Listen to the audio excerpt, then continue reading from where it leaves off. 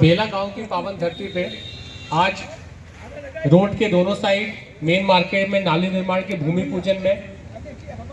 पूजन के कार्यक्रम में इस कार्यक्रम की अध्यक्षता कर रहे इस पंचायत के सरपंच बेला सिंह जी, विशिष्ट अतिथि इस क्षेत्र के जनपद सदस्य बद्री दाहिया जी,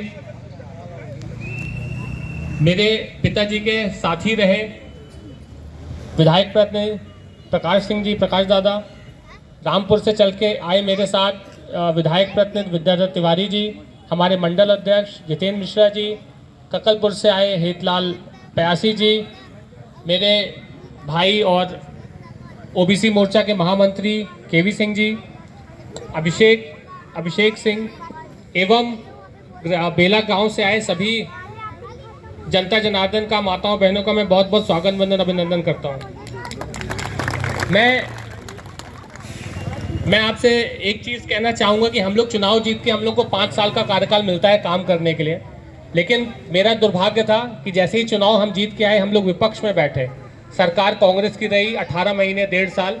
उस 1.5 साल में हम लोगों ने सिर्फ संघर्ष किया अपने कामों को कराने के लिए, लेकिन आपको भी मालूम है जब कोई आदमी विपक्ष में रहता है तो उससे काम नहीं हो पाते। लेकिन फिर भी जितना भी हम लोग कर सकते थे हमने किया। जैसे ही भारतीय जनता पार्टी की सरकार आई उसी के साथ आया कोरोना, और मैं इतना जानता हूँ कहीं ना कहीं हर व्यक्ति कोरोना से प्रभावित रहा है। तो हम लोगों को 5 साल मिलते थे, 3 साल हम लोगों के ऐसे ही चले गए। ये कोई मैं बहाना नहीं बता रहा हूँ कि कोई ये बहाना नहीं है, जो ये यथार्थ सत्य है। हम लोगों को काम करने के लिए मिले 2 साल। 2 साल में हम लोग जितना भी कर सकते थे, चाहे आपकी तहसील का मसला हो, आप लोगों को कितना कष्ट होता होगा अमरपाटन जाने में। आज रामपुर तो सीधे नेशनल हाईवे से जुड़ा हुआ है। आप लोग पहले 40-45 किलोमीटर जाते थे अमरपाटन तहसील के काम के लिए, आज आपको सिर्फ 10 किलोमीटर में तहसील मिल गई है। आप यकीन मानिए ये कार्य बहुत मुश्किल था कि किसी राजस्व मंडल को किसी तहसील से काट के दूसरी तहसील में जोड़ना। मध्य प्रदेश में आज तक इतिहास गवाह है कि आज तक ऐसा कोई भी राजस्व मंडल दूसरी तहसील में नहीं जोड़ा है। तो ये एक बहुत ही बड़ा काम आप लोगों के लिए हुआ है।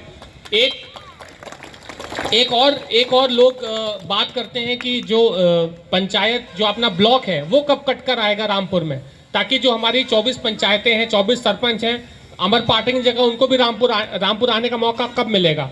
तो मैं आप सबको ये आश्वस्त करता हूँ कि हमारे राज्य शासन से ये प्रस्ताव बन के केंद्र शासन में चला गया है। जब परसीमन होगा, 2024 में परसीमन होने की डेट है, जब परसीमन होगा तो ये 24 पंचायतें अमरपाटन से कट के रामपुर में आ जाएंगी, फिर आपको अमरपाटन जाना ही नहीं पड़ेगा। दूसरा आपका एक बहुत ही महत्वपूर्ण कार्य था नहर का।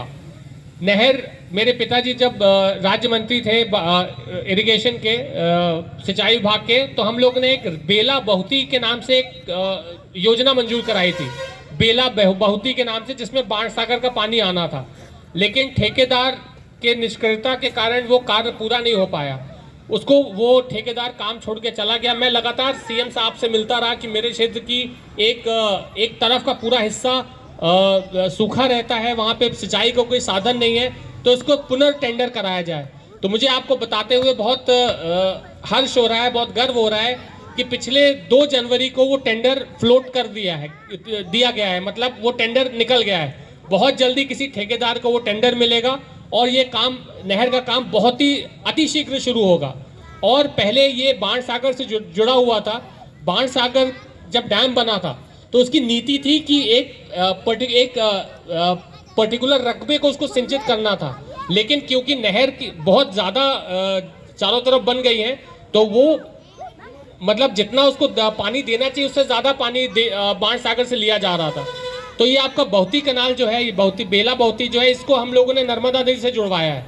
तो आपको जब पानी मिलेगा यहाँ पे तो नर्मदा जी का मिलेगा, जिस नर्मदा जी को देखने से पुण्य होता है। अब आप सोचिए वो आपके खेतों में नहर के रूप में बहेंगी।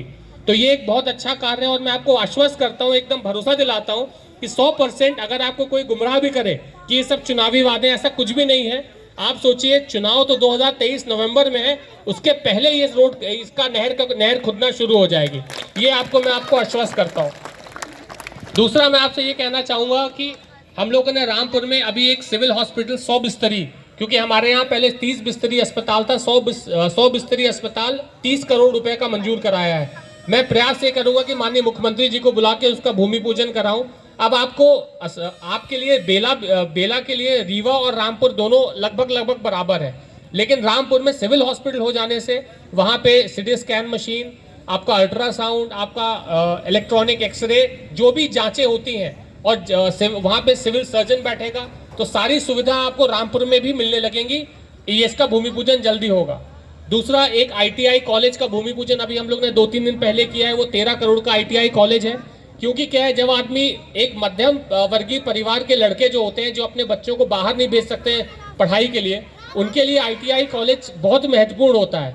क्योंकि 12वीं के बाद अगर वो अपने बच्चों को ITI कॉलेज में दाखिला दिलाते हैं तो उसमें 6 ट्रेड होते हैं, 6 प्रकार की उसमें कोर्सेज होते हैं। जैसे डीजल मैकेनिक हो गया, फीडर का हो गया, इलेक्ट्रीशियन हो गया। अगर वो लड़का ITI कोर्स कर लेता है तो कहीं ना कहीं किसी टेक्निकल फील्ड में उसको नौकरी मिलने की संभावनाएं बहुत बढ़ जाती हैं।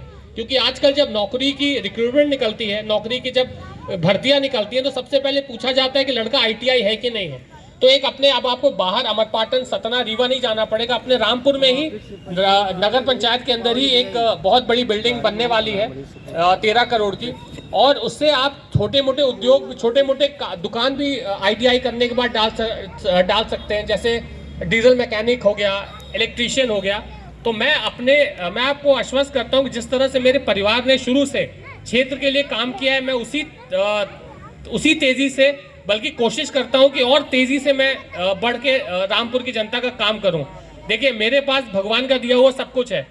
क्या है, आदमी जब चुनाव जीतता है, नेता बनता है बड़े स्तर में, तो पहले सोचता है कि भैया हमने इतना खर्च किया है, इतना किया, पहले हम कमाएं।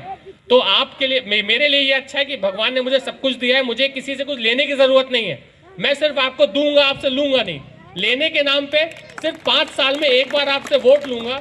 बाकी 5 साल आपने मुझे जिस पद में बैठाया, 5 साल जितना चाहिए मुझसे काम लीजिए। मैं 8 बजे से 12 बजे तक घर में बैठता हूँ। आपको मेरे पास आने के लिए, किसी से पूछने के लिए, किसी से अपॉइंटमेंट लेने की जरूरत नहीं है। आप सीधे अपनी गाड़ी उठा के रामपुर पहुंचिए। मेन रोड में मेरा घर है, वहां आपको मैं बाहर जन दर्शन करते हुए मिल जाऊंगा। मतलब कोई अकेले कमरे में नहीं मिलना, बाकी सब एकदम कुर्सियां लगी रहती है, वहीं में बैठा रहता हूँ। जिसका जो काम है, जो मुझसे हो सकता है, मैं अपने तन मन धन से प्रयास करता हूँ कि जो आदमी मेरे पास किसी काम को लेके आया है, उस व्यक्ति को वही काम लेके दोबारा मेरे पास ना आना पड़े। तो मेरा आप सबसे यही निवेदन है कि अगर किसी को कोई भी काम हो, चाहे आपका व्यक्तिगत काम हो, चाहे सार्वजनिक काम हो, आप बिल्कुल बेझिझक आप सीधे रामपुर चले आइए। मैं आपको वही मिलूंगा और आपकी हर मुसीबत पे मैं आपके साथ, आप अपने साथ मुझे खड़ा पाएंगे। बाकी मैं सरपंच साहब के लिए बोलूँगा कि बहुत ही हमारे सरपंच साहब जो है वो एडवोकेट है, पढ़े लिखे हैं। निश्चित तौर पे उनका जो सोचने का नज़रिया है अच्छा है। जब रोड के नाली की बात आई तो हमारी और सरपंच साहब की बात हुई। सरपंच साहब ने बोला कि ऐसा तो नहीं होगा कि कोई रोक दे। मैंने कहा आप सरपंच हो, पर्याप्त ताकतवर हैं, उसके बाद हम भी हैं, हम दोनों जब एक साथ हैं तो कोई रोकने वाला माइकलाल पैदा ही नहीं हुआ। ये मैंने उनको बोला था। मैंने कहा कोई विभाग वाला नहीं रोकेगा, आप तो बढ़िया नाली बनाइए, क्योंकि मुख्य बाजार है, यहाँ नाली की बहुत सख्त आवश्यकता है। और बेला के लिए तो और खुशी की बात है कि अपनी बीजेपी की सरकार आने के बाद एक एयरपोर्ट भी सैंक्शन हो गया है यहाँ पे 300-400 करोड़ का। तो बेला से लगा हुआ है चौराहा, अगर यहाँ पे एयरपोर्ट बनता है 200-250-300 करोड़ का, तो आप सोचिए मध्य प्रदेश अपने रीवा संभाग के और पन्ना से, कटनी से लोग प्लेन पकड़ने के लिए यहीं आएंगे।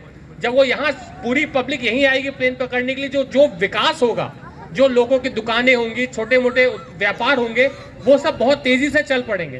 तो आप सब, जैसा आप सब ने बीजेपी का साथ दिया है, मेरा साथ दिया है, मेरे परिवार का साथ दिया है, मैं आप सबका बहुत बहुत ऋणी हूँ। और आपसे यही अपेक्षा करता हूँ कि आप हमेशा अपना आशीर्वाद, अपना प्यार, स्नेह हमेशा बनाए रखेंगे।